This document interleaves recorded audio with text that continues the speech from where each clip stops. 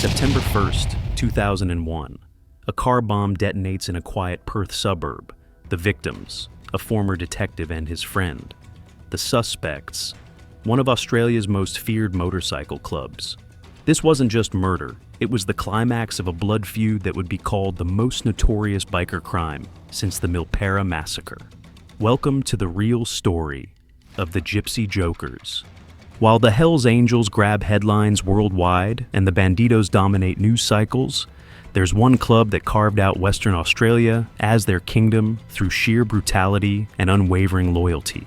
They arrived in Australia in 1969, but it wasn't until the turn of the millennium that the world truly understood what they were capable of.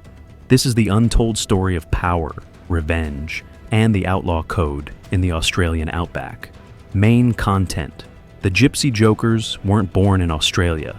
The club was founded on April Fool's Day 1956 in San Bernardino, California. By 1967, they had been forced out of San Francisco by the Hells Angels and relocated to Oregon, becoming the second largest outlaw motorcycle club in America.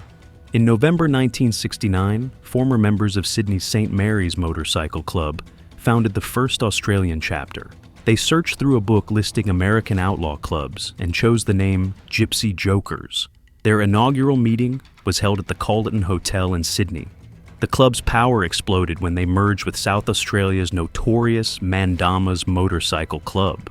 According to Professor Arthur Vino's book, The Brotherhoods Inside the Outlaw Motorcycle Clubs, the Gypsy Jokers became one of the most difficult clubs to join, requiring at least 2 years of prospecting before full membership. By the 1980s, Western Australia had 4 major outlaw motorcycle clubs: the Gypsy Jokers, Club de Rose, God's Garbage, and the Coffin Cheaters. The Gypsy Jokers stood apart as the only club with international connections and were widely regarded by law enforcement as one of Australia's most violent bikie gangs. In 1989, these 4 clubs united to violently expel the New Zealand-based mongrel mob, attempting to establish themselves in Perth. Over 5 days, the mongrel mob's metal workshop was bombed with 2 kilograms of gelinite. They retaliated with an attempted explosion at a tattoo shop linked to the Gypsy Jokers. Selwyn Ware Papa, one of the mongrel mob leaders, was shot in the groin. The message was clear. Western Australia belonged to the established clubs. At the helm stood Leslie Lee Hottie, the national president and founding member. Hottie was a millionaire with a trucking company, representing the club's public face while running criminal operations underneath. The club's Maddington clubhouse featured fortifications, including a concrete wall 10 centimeters thick and 2.8 meters high, a steel-frame vehicle gate, surveillance cameras, and security bars. When police attempted removal in 2004, the Gypsy Jokers fought back in court. The legal battle lasted until 2008. But it was October 2000 that triggered Australia's most infamous biker crime. The Gypsy Jokers organized a run to Ora Banda, a tiny township 60 kilometers north of Kalgoorlie. The Ora Banda Inn was owned by Don Hancock, the Silver Fox, former director of the Criminal Investigation Branch of the Western Australia Police Force. He was famous for investigating the Perth Mint swindle in 1982. On October 1st, 2000, the Gypsy Jokers set up camp at Ora Banda, racing motorcycles and establishing a campfire under a banner reading Gypsy Joker Motorcycle Club. Hancock, who called outlaw bikers criminal scumbags, was reportedly drunk and deeply unhappy about their presence. That night, shots rang out. Billy Grierson, a 39-year-old mechanic and recently patched member, was shot dead by a sniper. He had no criminal record and left 3 children. The club immediately suspected Hancock. By the time police arrived, Hancock had showered, changed, refused to hand over his clothing, and ate an orange to remove potential gunshot residue. A 2006 coronial inquest couldn't definitively identify the killer. The Gypsy Jokers responded with devastating force.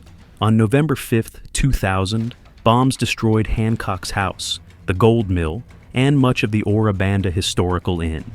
Of 30 residents, only 5 remained after the attacks. Hancock relocated to Perth with a state-of-the-art security system. But the Gypsy Jokers discovered his routine. Every Saturday, Hancock and his friend Lou Lewis, a retired bookmaker, drove to Belmont Park Raceway.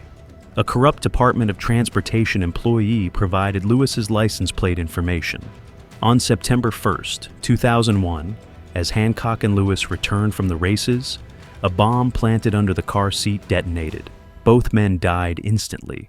American biker expert Thomas Barker called it the most notorious biker-related crime in Australia since the Milperra Massacre.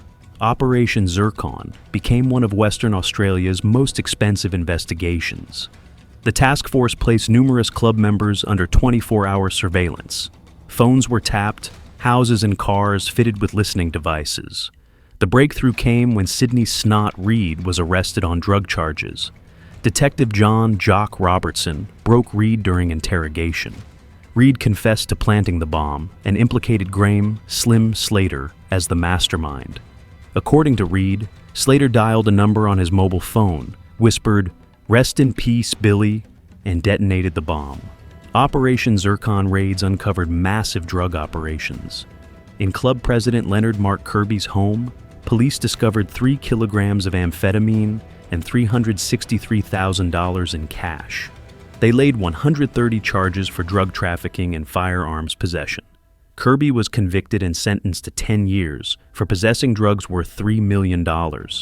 Reed received 15 years after pleading guilty and testifying against other members. His cooperation led to additional convictions. However, when Slater went to trial, his lawyers successfully attacked Reed's credibility. Despite testimony, Slater was acquitted in 2003. The investigation decimated the club's leadership. In June 2001, police seized National President Leslie Hottie's home as proceeds of crime. An enraged Haiti shouted, "I know where you fuckers all live." He was charged with making death threats. The once millionaire died poor in 2004 after the Crown seized all his assets. The crackdown continued throughout the 2000s. On May 19, 2009, 5 Gypsy Jokers were involved in a shootout with a street gang in Jandakot. 2 were wounded, including club president Leonard Mark Kirby. On May 12, 2007, members Dean Allen Adams and Peter Floyd Robinson attacked a man with metal pipes, resulting in jail sentences in 2009. In 2001, the Gypsy Jokers were named targets of Operation Avatar in South Australia, a permanent task force aimed at dismantling one-percenter motorcycle clubs. Today, the club maintains 200 to 300 members across Australia. Armed police raids continue periodically, most recently in 2020, though no charges resulted. The Gypsy Jokers story represents a unique chapter in Australian organized crime. Unlike the globally dominant Hells Angels or territory-controlling Bandidos, the Gypsy Jokers carved out Western Australia through loyalty, violence, and unwavering adherence to the Outlaw Code. The Hancock case forever changed Australian bikie laws. Western Australia implemented the toughest anti-bikie legislation in the country, giving police unprecedented powers to seize clubhouses and gang property. Yet, the Gypsy Jokers endure. They remain one of the forgotten kings of Australia's outlaw scene, overshadowed by larger clubs, but no less dangerous.